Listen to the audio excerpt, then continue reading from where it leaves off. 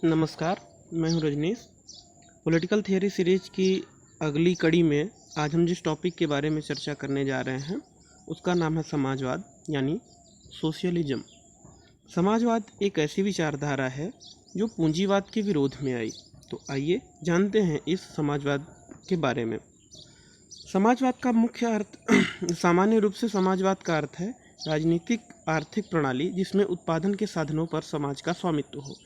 इसका मतलब यह है कि ऐसी व्यवस्था जिसमें कि उत्पादन के सभी साधनों जैसे भूमि, श्रम, पूंजी इत्यादि पर पूंजीपतियों का नहीं बल्कि समाज का आधिपत्य हो। अब समाज के आधिपत्य का मतलब यह है कि समाज स्वयं अपने प्रतिनिधियों के माध्यम से अथवा राज्य के माध्यम से उस पर स्वामित्व रखे। वह उत्पादन के साधन किसी व्यक्ति की निजी संपत्ति न होकर के बल्कि समाज की संपत्ति हो, सार्वजनिक संपत्ति हो, अर्थात उससे मिलने वाला लाभ जो हो वह समाज की संपत्ति के रूप में गिना जाए और उसमें समाज के प्रत्येक व्यक्ति को, प्रत्येक वर्ग को उसका लाभ का अंश प्राप्त हो। समाजवाद की कुछ की पॉइंट्स हैं जिनको यहाँ पर देखना आवश्यक है, जैसे उत्पादन, विनिमय और वितरण के उद्देश्य लाभ के लिए नहीं बल्कि समाज की आवश्यकताओं की पूर्ति के लिए हैं। जैसा कि मैंने बताया कि यह पूंजीवादी विचारधारा के विरोध में उत्पन्न हुई विचारधारा है जिसमें कि पूंजीवादी शोषण का विरोध किया गया।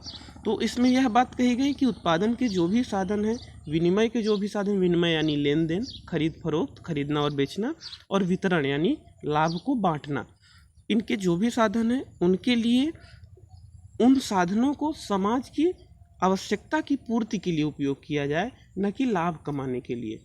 इसलिए समाजवाद में यह एक महत्वपूर्ण उद्देश्य है। एक अन्य विशेषता है समाजवाद की राज्य निर्देशित अर्थव्यवस्था, अर्थात अर्थव्यवस्था का जो स्वरूप हो वह किसी व्यक्ति की स्वतंत्र इच्छा या न हो बल्कि राज्य द्वारा निर्देशित हो, अर्थात अर्थव्यवस्था को चलाने के लिए नियमों को बनाना, विनियमन जारी करना, विनियमन करना यह राज्य का कार्य हो और राज्य के माध्यम से यह ध्यान रखा जाए कि उससे सार्वजनिक उद्देश्यों की प्राप्ति हो, सार्वजनिक लाभ की बढ़ोतरी हो। एक अन्य समाजवाद की एक अन्य विशेषता है उत्पादन और विनिमय के साधनों का राष्ट्रीयकरण। समाजवाद के लिए यह आवश्यक है कि उत्पादन के साधनों का राष्ट्रीयकरण हो, जैसे वे साधन जो कि राष्ट्र के विकास के लिए, समाज के विकास के लिए अत्यंत आवश्यक हैं, उन्हें किसी निजी हाथ में न रखा जाए बल्कि वह सार्वजनिक हाथों में, सार्वजनिक हाथ का मतलब या तो राज्य की संपत्ति हो या फिर समाज की प्रतिनिधियों के रूप में हो, तो उनके निजी स्वामित्व की जगह सार्वजनिक स्वामित्व हो, जैसे कि खनन क्षेत्र है, परिवहन क्षेत्र है, संचार क्षेत्र है। कहने का ये मतलब है उन सारे कामों को जो कि राज्य के विकास के लिए आवश्यक है उन्हें सार्वजनिक स्वामित्व में रखा जाए। इसके अलावा समाजवाद का जो मुख्य उद्देश्य है वह है पूंजीवादी शोषण का विरोध। पूंजीवादी शोषण का मतलब है कि ऐसी व्यवस्था जिसमें कि पूंजीपतियों के हाथ में उत्पादन के साधन होते हैं और वह अपने लाभ के लिए उत्पादन और वितरण को रखते हैं। अब ऐसे में श्रमिकों के द्वारा श्रमिकों के से ज़्यादा काम लिया जाता है उनको और उस काम के बदले उन्हें कम से कम तनख्वाह या कम से कम पारिश्रमिक दिया जाता है। ऐसे में श्रमिक वंचना और शोषण के शिकार होते हैं। तो यह जो समाजवाद है यह विचारधारा पूंजीवादी शोषण के विरुद्ध उत्पन्न एक विचारधारा है। एक अन्य बात है वह यह कि समाजवाद एक ऐसी विचारधारा है, समाजवाद एक विचारधारा और आंदोलन दोनों है। यह विचारधारा इस संदर्भ में है कि यह कुछ विचारों का समूह है जो एक नया परिप्रेक्ष्य प्रस्तुत करते हैं, और आंदोलन इस संदर्भ में है कि यह समाज में नए विकास या नए परिवर्तन लाना चाहती है। तो इस तरह से समाजवाद की कुछ की पॉइंट्स हमने देखे। अब समाजवाद के प्रकारों के विषय में देख लेते हैं। समाजवाद के कई सारे स्वरूप हैं। जैसे एक सामान्य सी अवधारणा प्रचलित है कि समाजवाद मार्क्स और मार्क्स के विरोध में।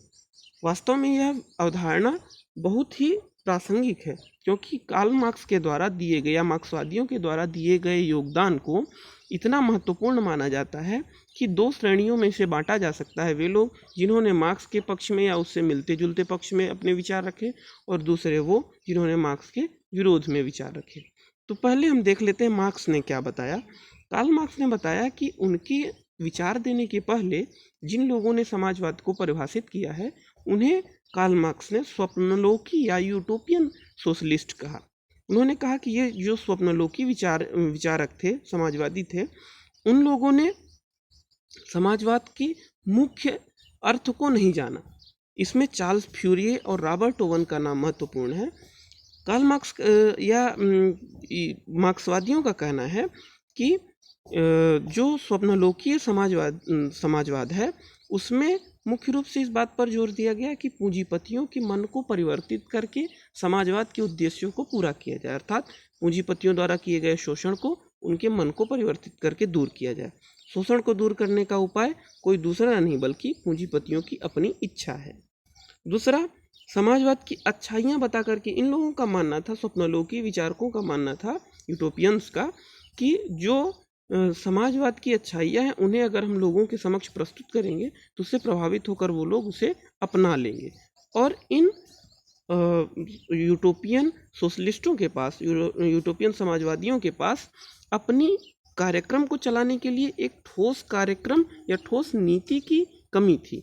इस कारण से यूटोपियन समाजवाद या स्वप्नलोकीय समाजवाद अपने आप में फेल हो गया। और इस कारण से कार्ल मार्क्स कहते हैं कि स्वप्नलोकीय समाजवाद की जगह वैज्ञानिक समाजवाद की आवश्यकता है। अब आइए देखते हैं कि कार्ल मार्क्स अथवा और फ्रेडरिक एंजल्स के द्वारा बताया गया वैज्ञानिक समाजवाद क्या है। वैज्ञानिक समाजवाद का मतलब है, कार्ल मार्क्स ने सबसे पहले पूंजीवाद की प्रकृति और उसकी उत्पत्ति के कारणों की व्याख्या की। उन्होंने बताया कि जो परिवर्तन होते हैं उनका कारण, समाज में आए हुए परिवर्तनों का कारण कोई चेतना नहीं, जैसा कि हेगल कहते हैं, बल्कि चेतना की जगह पदार्थ है, अर्थात पदार्थ के माध्यम से ही, पदार्थ के में परिवर्तन से ही समाज में परिवर्तन होते हैं। उन्होंने यह भी बताया कि अभी जो हम समाज देख रहे हैं वह वर्ग संघर्ष का परिणाम है, अर्थात प्रारंभ से अभी तक कई वर्ग रहे हैं जो कि प्रारंभ से अभी तक सदैव दो वर्ग रहे हैं जो कि आपस में संघर्ष करते हैं और एक वर्ग विजयी होता है।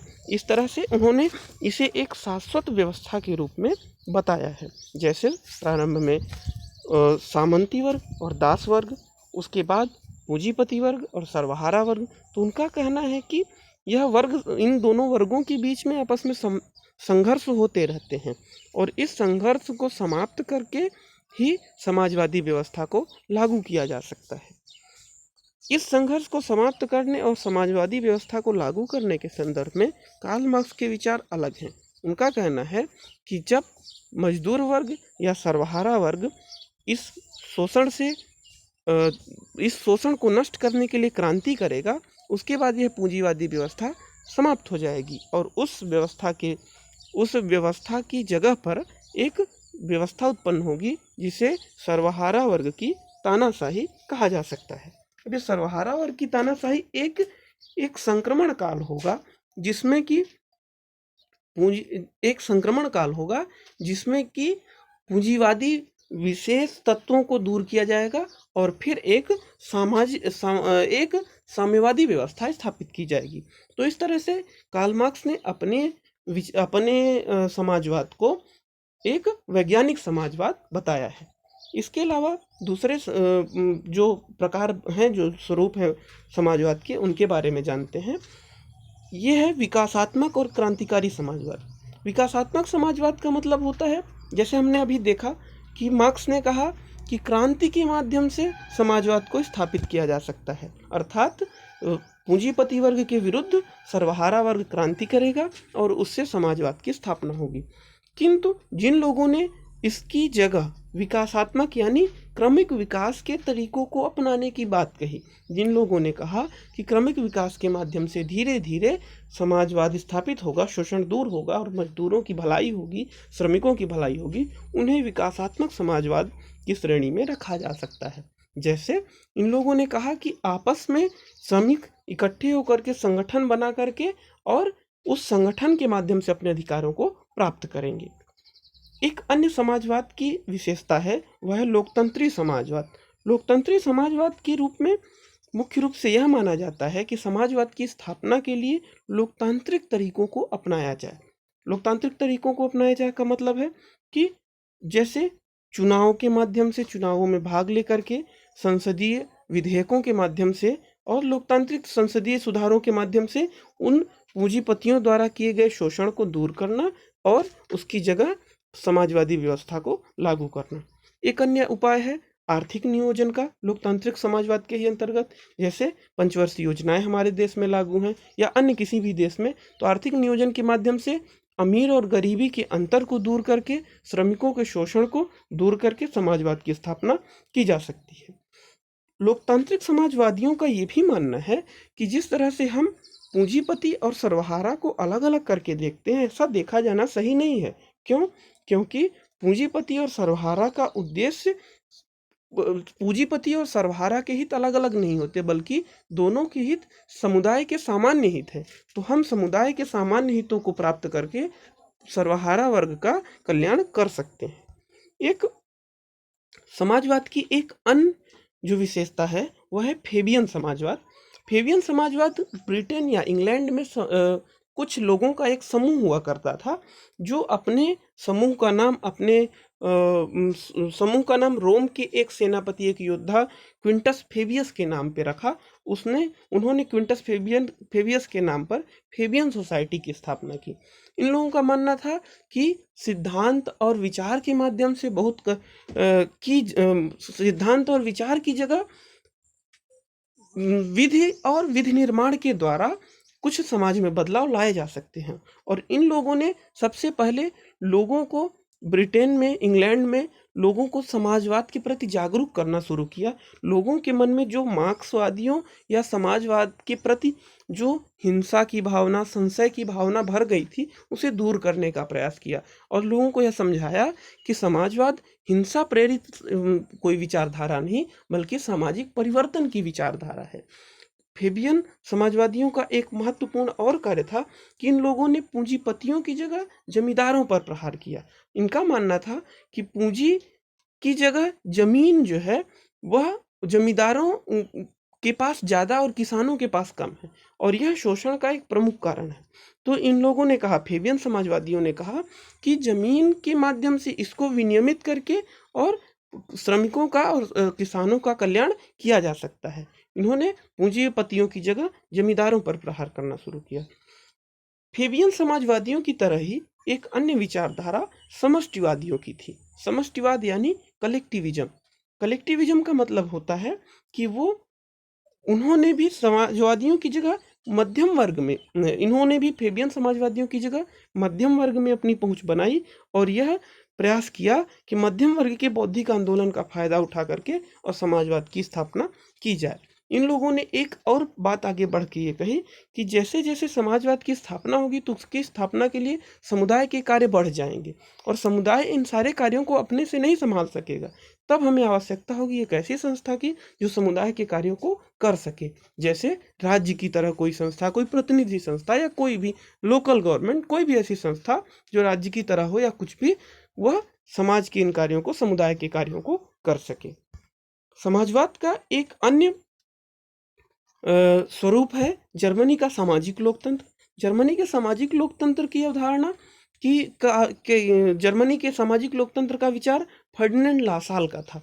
फर्डिनेंड लासाल ने कहा कि समाज में लोकतंत्र की स्थापना करके समाजवाद को प्राप्त किया जा सकता है। इन्होंने कहा कि समाज सर्वहारा वर्ग को क्रांति करने के लिए नहीं, बल्कि राजनीतिक दल के रूप में संगठित होने के लिए और मताधिकार के माध्यम से समाजवाद को लागू करने का प्रयास करना चाहिए। जब वो राजनीतिक दल में के रूप में संगठित होंगे और अपने मताधिकार करके ज़्यादा से ज़्यादा संसद में, असेंबली में अपने सीट सुरक्षित करेंगे और उसके बाद से फिर वह विधि विधान को प्रभावित करके समाजवाद को लागू कर सकते हैं। तो लासाल के द्वारा एक लोकतांत्रिक तरीके से जिस तरह समाजवाद को लागू करने का प्रयास किया गया या बताया गया।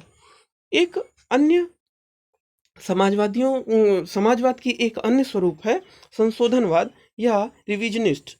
संशोधनवादियों ने, जिसमें कि बर्नस्टाइन का नाम महत्वपूर्ण है, संशोधनवादियों ने मार्क्सवादी समाजवाद की अवधारणा में कुछ संशोधन प्रस्तुत किए। हालांकि जो मार्क्सवादी समाजवादी थे, उन्होंने इन्हें संशोधनवादी कहा। वो अपने आप को संशोधनवादियों ने अपने आप को विकासवादी मार्क्सवादी कहा था, जबकि मार्क्सवादियों ने इन्हें संशोधनवादी कहा, क्योंकि इन लोगों ने मार्क्सवाद में कुछ संशोधन करने का प्रयास किया। इनका मानना था कि जो मार्क्स ने हिंसा की बात कही, हिंसा की जगह लोगों को लोकतांत्रिक तरीके से और धीरे धीरे करके समाजवाद की स्थापना करनी चाहिए, क्योंकि हिंसा खून खराबे के माध्यम से समाजवाद की स्थापना करना बहुत ही कठिन और बहुत ही खराब कार्य है। एक अन्य स्वरूप समाजवाद का है, वह श्रमाधिपत्यवाद यानी श्रम संघवाद।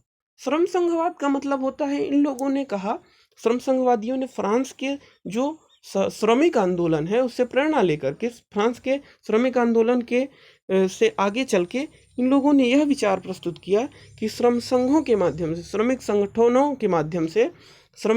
के माध्यम से समाजवाद की स्थापना की जा सकती है। और ऐसे समाजवाद को लागू करना आसान होगा, क्योंकि श्रमिक संगठन धीरे धीरे राजनीतिक सत्ता प्राप्त करेंगे, राजनीतिक सत्ता में हस्तक्षेप करके उनमें आधिपत्य करेंगे और उसे लागू करना आसान रहेगा।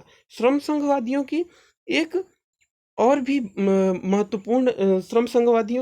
महत्वपूर्ण बात है कि इन लोगों ने अलग अलग श्रम संघों के माध्यम से और धीरे धीरे हिंसा की जगह सामान्य क्रमिक विकास और सामान्य विकास के माध्यम से समाजवाद को स्थापित करने का प्रयास किया।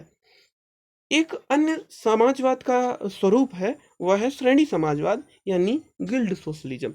गिल्ड सोशलिज्म ब्रिटेन में जो पुरानी प्रचलित गिल्ड सिस्टम था, एक श्रेणी व्यवस्था थी, उसको इन्होंने समाजवाद के साथ जोड़ने का प्रयास किया। इन्होंने बताया कि गिल्ड सोशलिज्म के माध्यम से हम पुराने गिल्ड जो होती थी, श्रेणियां जो होती थी, वह पुराने शिल्पकारों और जो भी कामगार वर्ग था उनकी श्रेणियां होती थी, जो कि उनके हितों की रक्षा करती थी। तो गिल्ड समाजवादियों ने कहा कि ऐसी श्रेणियों को पुनः जीवित किया जाना चाहिए और उन्हें ज़्यादा से ज़्यादा अधिकार दिए जाने चाहिए, जिसके माध्यम से ये श्रेणियां पुनः से कामगार वर्ग के हितों का संरक्षण कर सकें और समाजवाद को लागू कर सकें। इस तरह हम देखते हैं कि जो समाजवाद के अलग अलग स्वरूप हैं, हमने अभी तक जितने भी स्वरूप देखा, एक दूसरे से जितने मिलते हैं उतने ही एक दूसरे से भिन्न भी हैं। ऐसी अवस्था में समाजवाद की कोई एक संतुलित या सर्वव्यापक परिभाषा दे पाना कठिन है, किंतु यह बात तो महत्वपूर्ण है कि समाजवाद के कुछ बेसिक की पॉइंट हैं जिन्हें कि प्रत्येक तरह के समाजवाद की विचारधाराओं में देखा जा सकता है। तो हमें इसीलिए समाजवाद के को लागू करने के तरीके भले अलग अलग हों, समाजवाद की व्यवस्था की व्याख्या भले अलग अलग हो, लेकिन पूंजीवादी शोषण का अंत और श्रमिकों का कल्याण, यह प्रत्येक तरह की विचारधारा में, प्रत्येक तरह की समाजवाद की परिभाषा में व्याप्त रहा है। आशा है कि आपको हमारा वीडियो पसंद आएगा। अगर आपको ये वीडियो पसंद आए तो इसे लाइक और सब्सक्राइब कीजिए। आपका दिन शुभ रहे। धन्यवाद।